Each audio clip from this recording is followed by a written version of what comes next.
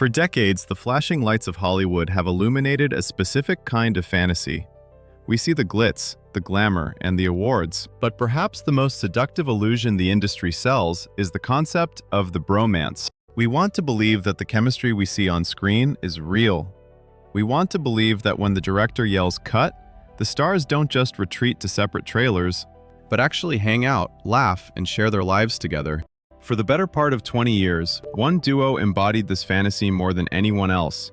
James Franco and Seth Rogen weren't just co-stars, they were a cultural institution. They were the stoner kings of comedy, the outsiders who took over the system, and the best friends who made work feel like play. But then, the illusion shattered.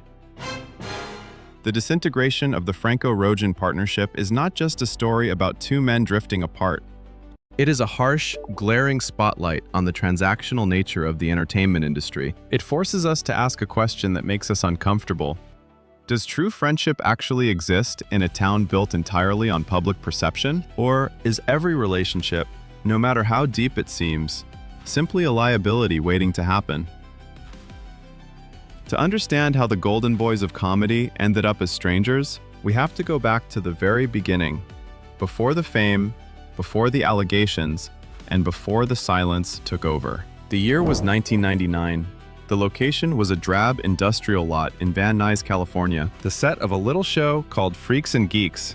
At the time, nobody involved knew they were filming a future cult classic. They just knew they were a bunch of kids trying to make it. This is where the dynamic was forged. You had James Franco, the brooding, handsome method actor who took himself incredibly seriously, and Seth Rogen, the boisterous, improv-loving Canadian who couldn't stop laughing. On paper, they made no sense. Franco was intense, often staying in character even when the cameras were off, while Rogen was the class clown, constantly looking for the joke. Yet, something clicked. In the harsh ecosystem of Hollywood, finding someone who truly understands your specific brand of weirdness is rare. They bonded over a shared ambition and a mutual appreciation for the absurd. When Freaks and Geeks was unceremoniously canceled, it didn't end their bond, it galvanized it. They became part of the Judd Apatow frat pack, a group of creative minds that would go on to dominate American comedy for the next decade. But while other actors in that circle would pair up occasionally, Franco and Rogen became inseparable. Fast forward to 2008. The release of Pineapple Express changed everything. Before this, they were working actors. After this, they were icons. The image of them in that film, sweaty, panicked, but fiercely loyal to one another, became the blueprint for their public persona. They sold us a narrative that was intoxicating. They were just two guys getting high and making movies. The marketing for the film didn't focus on the plot. It focused on them. Their friendship was the product. This is a crucial point to understand. In Hollywood, friendship is a commodity. When you see two actors joking on a late-night talk show, you are watching a branding exercise. But with Rogen and Franco, the line between branding and reality blurred. They spoofed Kanye West videos together. They posted intimate, hilarious photos on Instagram. They roasted each other with a brutality that only comes from deep affection. Audiences bought into it completely. We felt like we were in on the joke. Their collaboration reached a metaphysical peak with the film This Is the End in 2013. In this movie, they literally played themselves, Seth Rogen and James Franco, facing the biblical apocalypse. The entire emotional core of the movie was about their friendship. In the film, Rogen is torn between his new Hollywood life and his old friends, while Franco plays a needy, possessive version of himself who just wants Seth's love. It was hilarious, yes, but in hindsight, it was almost prophetic. It showcased a dynamic where their personal relationship was the most high-stakes element of their careers. They were telling us directly to camera, "We are a unit. You cannot have one without the other." Then came The Interview in 2014. When the film caused an international geopolitical crisis involving North Korea and the massive Sony Pictures hack, they stood shoulder to shoulder. Most celebrity friendships would crumble under the weight of FBI investigations and terror threats at movie theaters. Instead, Franco and Rogen doubled down. They went on a media blitz, presenting a united front against dictatorships and censorship. They were seemingly invincible. If the threat of nuclear war couldn't break them up, surely nothing could. The artistic apex of their journey arrived in 2017 with The Disaster Artist. This was their passion project, a film about the making of the worst movie ever made, The Room. Franco directed and starred as the eccentric Tommy Wiseau, and he cast Rogen as the grounded script supervisor. It was a critical darling. It seemed to validate everything they had worked toward. They weren't just stoner comedians anymore. They were award-winning filmmakers. But the higher you climb, the harder the wind blows. The night of the Golden Globe Awards in January 2018 should have been their victory lap. James Franco won Best Actor for The Disaster Artist. He brought his brother Dave, and of course, his best friend Seth up on stage. But as they stood there, basking in the applause, a storm was brewing on Twitter. At that very moment, the hashtag #MeToo movement was sweeping through Hollywood, toppling titans and demanding accountability. While Franco accepted his award wearing a Time's Up pin, a symbol of solidarity with victims of sexual harassment, actress Ali Sheedy sent out a cryptic tweet questioning his presence there. Within days, the floodgates opened. 5 women came forward in the Los Angeles Times, accusing Franco of sexually inappropriate behavior and abuse of power during his acting classes. The accusations were specific and damning. They painted a picture not of a lovable goofball, but of a man who used his artistic prestige to manipulate young women. The method actor intensity that Rogen had once found amusing was now being recontextualized as predatory. This is where the story shifts from a buddy comedy to a tragedy. In the immediate aftermath, Seth Rogen did what best friends are supposed to do. He stuck by him. In 2018, when asked about the allegations, Rogen stated that he would continue to work with Franco. He cited their long history. He played the role of the loyal soldier. But Hollywood is a place where morality often collides with viability. As the months turned into years, the conversation around the allegations didn't disappear. It calcified. The culture had shifted. The bro culture that their movies celebrated was now under a microscope. Rogen, who was evolving his own brand into something more thoughtful, writing a memoir, launching a high-end cannabis house, producing superhero satire, found himself in an impossible position. Every time Rogen did an interview to promote his new work, the Franco question was the elephant in the room. He was no longer just answering for himself. He was being asked to answer for the alleged sins of his closest friend. It became a heavy anchor on his own rising star. The silence between the two began to grow.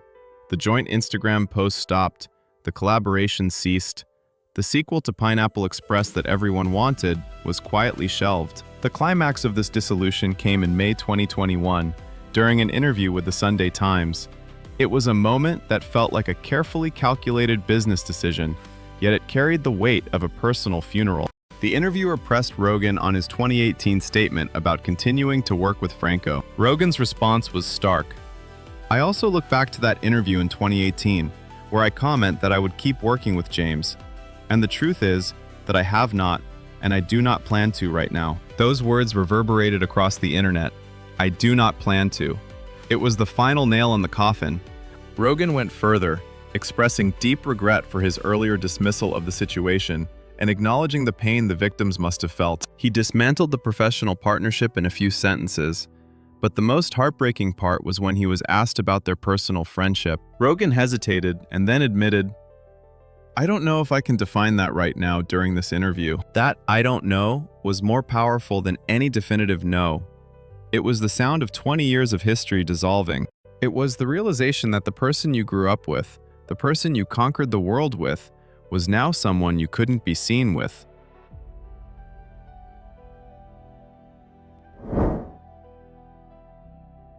Months later, James Franco broke his own silence on a podcast. He admitted to sleeping with students and acknowledged his struggle with sex addiction. But when the topic of Rogen came up, the tone shifted to pure melancholy. Franco confirmed that they hadn't spoken. "He was asked about me, and I just want to say, I absolutely love Seth Rogen," Franco said. "I love Seth Rogen. I worked with him for 20 years. We didn't have one fight for 20 years. Not one fight. He was my absolute closest work friend, collaborator. We just gelled." When the host asked about Rogen's comments ending their professional relationship, Franco's response was resigned. "He doesn't want to work with me right now. And that's hurtful in context, but I get it. He had to answer for me, because I was silent. He had to answer for me, and I don't want that. So that's why, That's one of the main reasons I wanted to talk to you today. I don't want Seth or my brother or anyone to have to answer for me anymore. This is the brutal truth of Hollywood. In the real world, when a friend makes a mistake or even commits a serious transgression, you deal with it privately. You fight, you cry, you distance yourself, or you try to help them heal. But in Hollywood, you are not just a person, you are a corporation. Seth Rogen is a brand.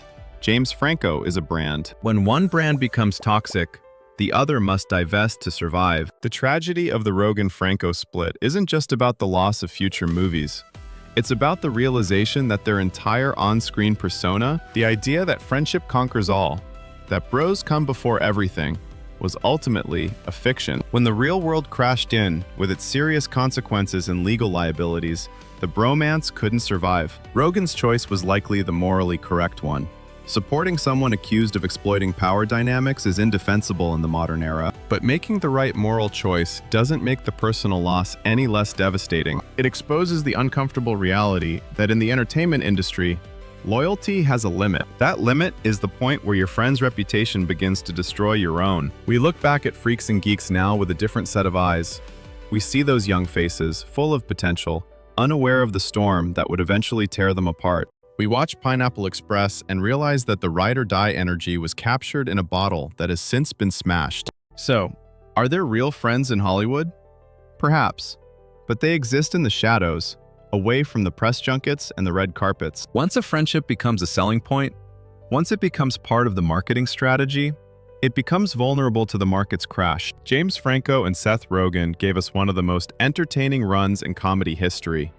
They defined a generation of humor, but their story ultimately serves as a sobering documentary on the limits of connection in the public eye. It reminds us that while movies can have happy endings where friends walk off into the sunset together, reality rarely follows the script. In the end, the business of show business will always be the third wheel in any relationship, and it is a jealous, unforgiving partner. The laughter has stopped. The credits have rolled, and two men who once finished each other's sentences now speak to each other only through press releases and podcast clips. It is a quiet, lonely end to the loudest friendship in Hollywood.